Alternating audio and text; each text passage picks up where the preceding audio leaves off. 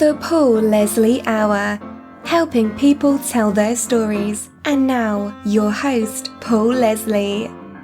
Hello and welcome, folks. Thank you so much for deciding to listen to the Paul Leslie Hour. I am honored that you're here. This is a very special episode for me. This is an interview with somebody I have tried to get on this show for a long time, for years. I wrote letters to different places. I called different places. I could never seem to get an interview with Roger Nichols. As you're going to soon hear, he's one of the great American composers. He's written many songs that you know very well. Very honored to get him on the show. There's a lot that goes into booking these interviews, and there are expenses. I send letters to different people. Sometimes the letters get read. Sometimes I get a response, but it does cost money. There's also hosting costs, the cost of maintaining the website, etc. If you go to thepaulleslie.com, there's a little button that says support the show. Won't you buy me a few stamps or maybe a cup of coffee? I would really appreciate it. Any amount is a great help to me, and I really appreciate it.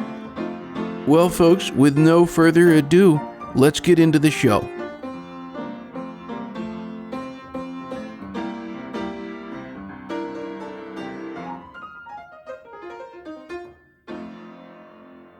Hey, it's me. Well, ladies and gentlemen, we are in the presence of one of the world's great songwriters.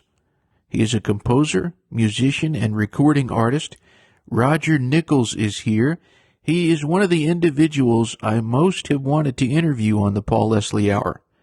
The reason is that I believe he has composed some of the most captivating music ever. Here are some of the great songs he co-wrote. We've Only Just Begun.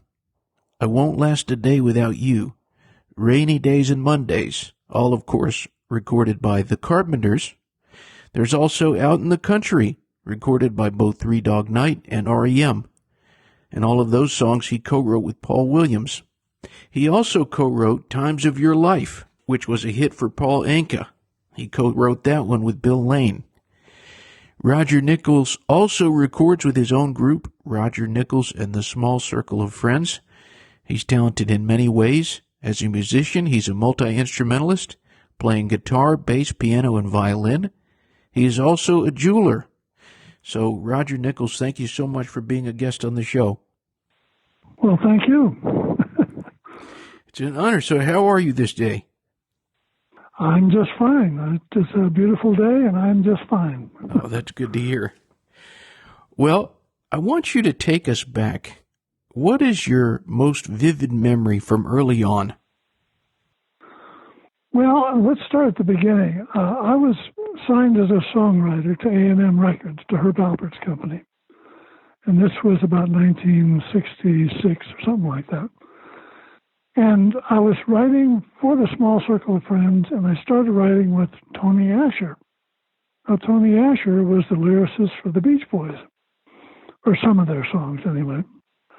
And then one day, Chuck Kay, who was the head of the publishing company, introduces me to Paul Williams.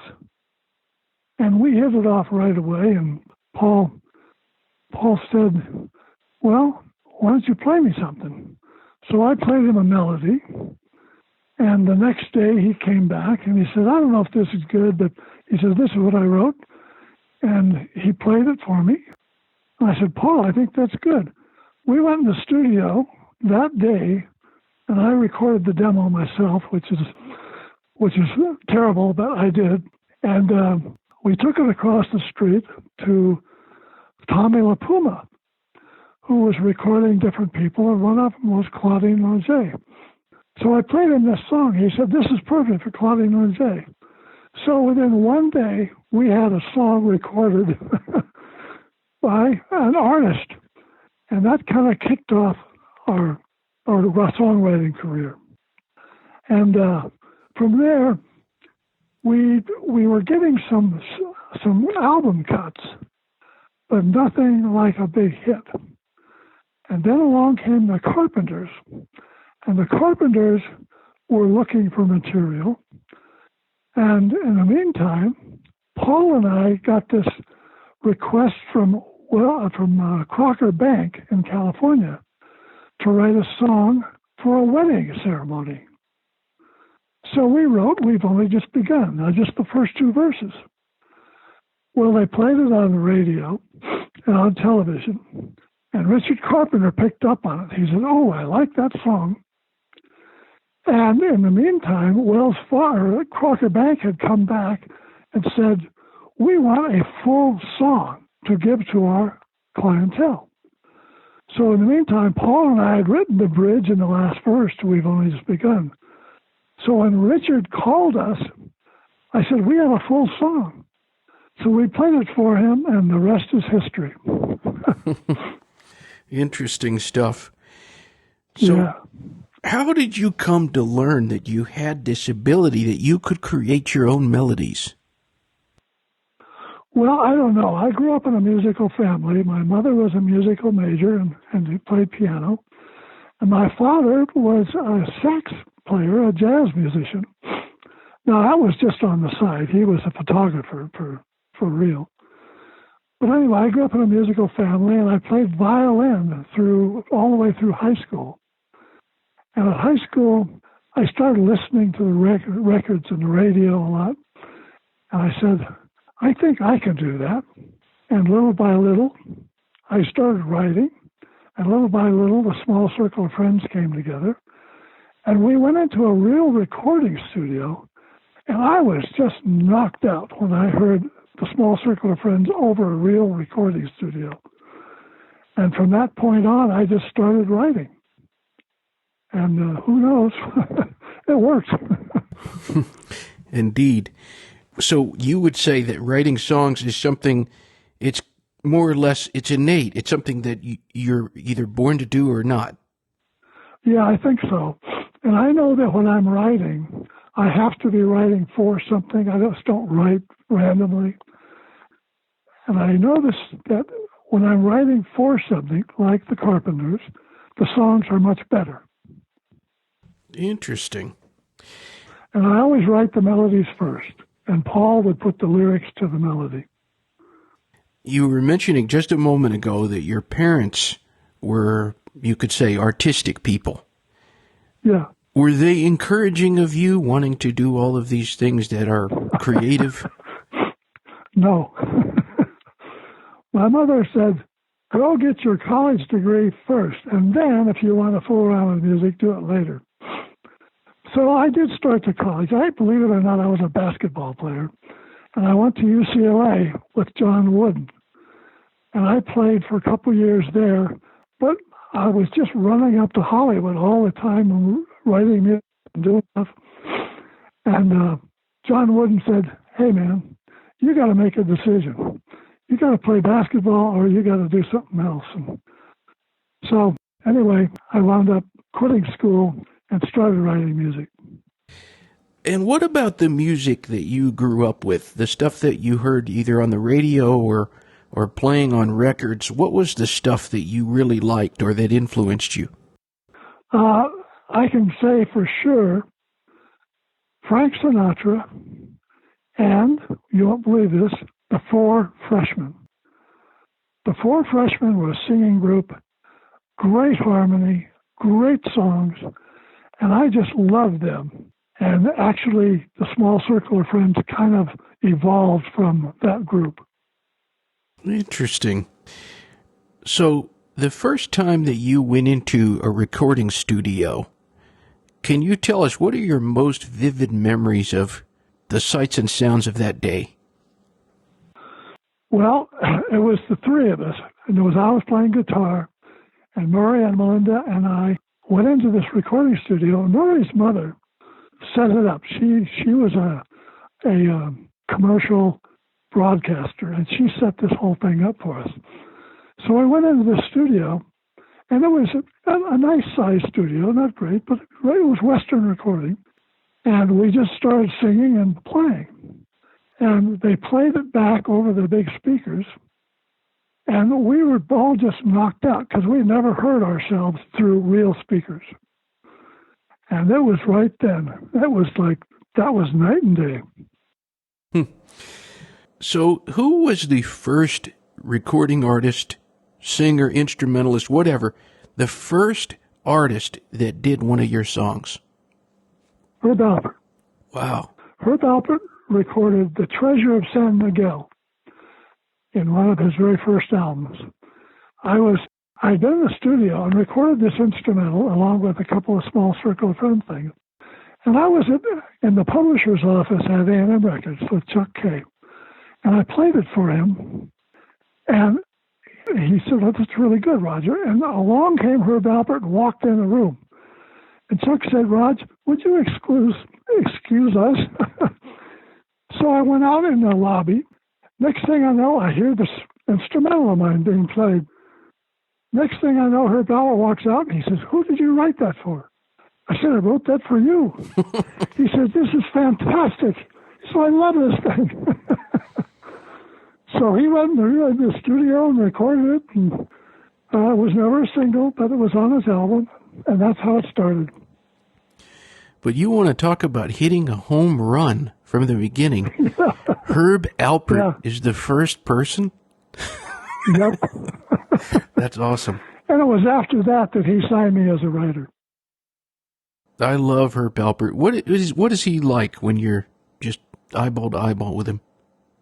Oh, he's terrific. He's a real cool guy.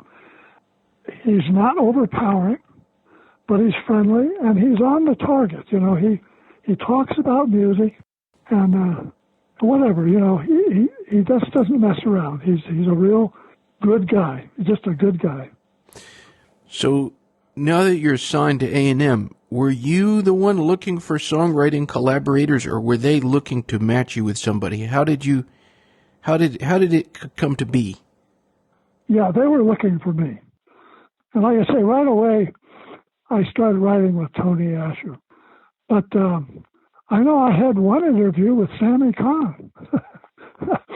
And I don't know what happened to that. It just nothing ever happened. But so anyway, I was writing with Tony Asher, and we wrote a few things for the small circle of friends. And A&M Records was recording these songs. And it was during that process that Paul Williams came into the scene. Can you recall the first time you and Paul Williams were in a room together, what your first impression of him was? Well, again, we met, and he was a small guy, but he was a nice guy. He was kind and friendly, and we hit it off.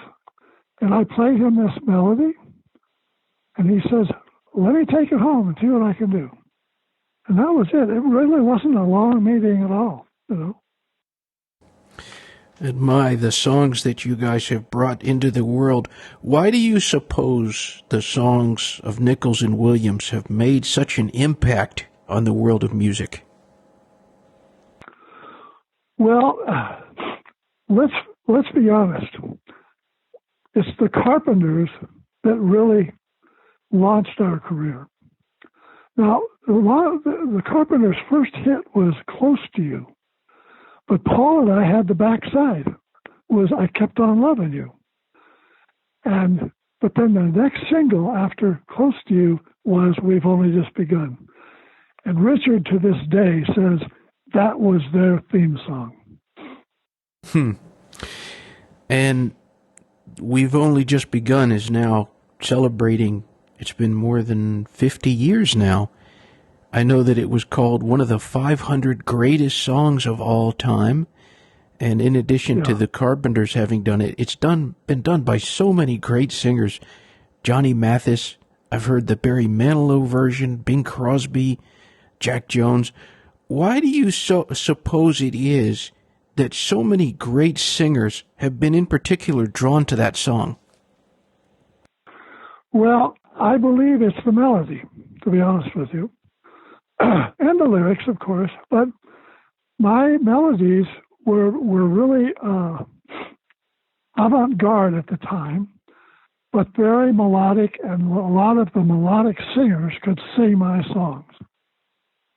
So I believe it was the melodies. Are you familiar with the version of that song that the late Frank Sinatra Jr. did? No, I'm not. No. I have to say, it is a really, really, at least to me, it's an impressive version. It came out on his album Spice, and I thought he nailed it. Something to look for. Well, yeah, I'll look it up. Was there a moment when you thought, okay, we've made it. The hits just keep coming. I'm a very successful composer.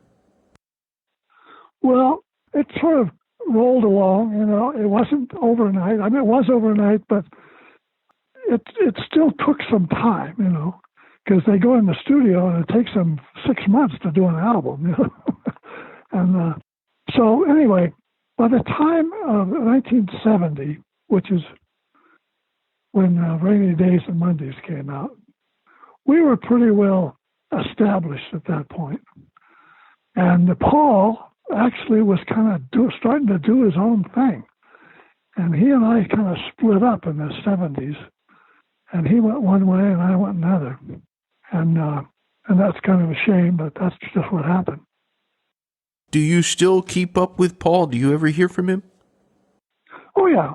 Yeah, we talk once in a while. His birthday is 2 days after mine. It's September 17th and September 19th. And he always made a joke. He says, Roger, I gave you 2 days to write a melody before I was born. And, interesting. But, we both turned 80 this year, and we congratulated each other for still being alive. I'm curious to know, it's one of my favorite albums. I'm talking about Angel Clare, the debut recording of Art Garfunkel. What did you think of his take on your song Traveling Boy? I thought it was quite good. They messed up the chorus a little bit, but it was very good. I liked that record, and it was a hit. Yeah. Would it be possible to pick the version of one of your songs that somebody has done that you thought, okay, this was just a knockout. This person, they nailed my song? You mean other than the Carpenters? You can say the Carpenters. Well, I got to give Carpenters number one. But Paul and I wrote a song called The Drifter. And it was recorded by, let me see here. I was looking this up a minute ago. By Harper's Bazaar. It was recorded by Steve Lawrence, Teddy Rodman, and some other people, the Sandpipers, and Steve Lawrence. But Harper's Bazaar recorded The Drifter, and believe it or not, they left out the bridge. But I thought it was a fantastic recording, and that's what comes to mind. Has there been a version of one of your songs that surprised you the most? And I mean surprised you either in a good way, like, oh, that's cool, but I don't know if I would have imagined it being done that way. Or it could be like, that surprised me, and boy, were they wrong. No, not really. I don't remember any bad records. There's so many of them, it's hard to pick out. I don't know. Herb Alpert did another one of my songs called Love So Fine, which I really liked. And he recorded another song of mine called The Song for Herb, which I really liked. Those were kind of in the midst of all the other stuff. I was listening to the song The Times of Your Life, which, as I was mentioning at the beginning, Paul Anka recorded that one. And you wrote that with Bill Lane. How did Paul Anka become aware of that song? Okay, Bill Lane worked for J. Walter Thompson, a company, which was a huge advertising company in New York. And they wanted a new song for Kodak. And Bill Lane called me, and he said, would you write us a song for Kodak? So I did. I wrote the melody to The Times of Your Life. I sent it back to New York, and he said, I love this song. He said, we're going to get this recorded. And so he finally said, would you mind if I wrote the lyric? And I said, well, I don't know, we'll give it a shot. So he came out to L.A., and we worked on the song for a couple of days. And finally it got where it was to finish. So he says, here's what we're going to do.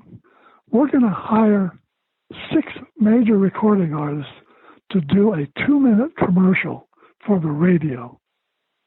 And so Paul Anka was one of the 6 artists that recorded Times of Your Life for the radio.